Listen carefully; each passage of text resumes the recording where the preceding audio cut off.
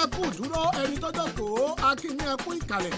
èrò tó ń lọ lọ́nà akínyìn ẹ kú ìwòran ó yẹ tẹsẹ̀ dúró díẹ̀ náà kájọ délé ọlọ́jọ́ bí òní o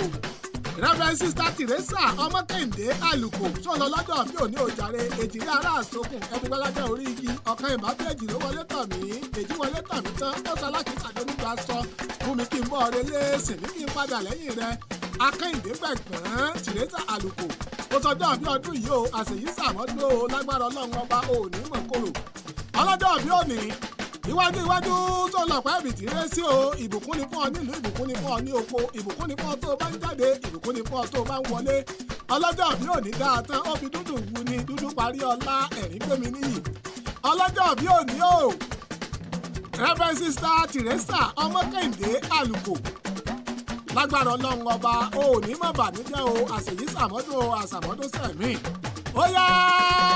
jẹ́ ń sáré mọ́ délé bàbá rẹ̀ ìwọ lọmọ Ìjẹ̀ṣà òṣèré onílé òbí ọmọ ẹlẹ́ni àtẹ ẹ̀gá ọmọ ẹlẹ́ni ẹlẹ́wẹ̀lẹ́ tí ọgbọ́n náà máa gbódòrò gbogbo yẹn jẹ ìyá mi tàjòdè wá pọ̀ òbí tó kù mi ìran bàbá yín ní ti tòlótòló ẹrú bàbá yín ní ti pẹ́pẹ́yẹ ìwọ lọmọ olóbì kan ọ̀wọ́ wá tiri wá ọmọ olóbì kan ọ̀wọ̀wọ̀ tiri wọ̀ èyí tó bá jẹ́ tẹni awọ̀ sọ́tẹ̀ ẹni èyí tí ò jẹ́ tẹni awọ̀ sínú igbó ẹranko igbó àmọ́ mú jẹ ọmọ Kẹ́hìndé Teresa Àlùkò ó sọjọ́ àbí ọdún yìí o àṣèyí sàmọ́dún àṣàmọ́dún sẹ̀mí lágbára Ọlọ́run ọba wàá sọ̀pọ̀ rẹ̀ láyé wàá sọ̀pọ̀ rẹ̀ láàyè.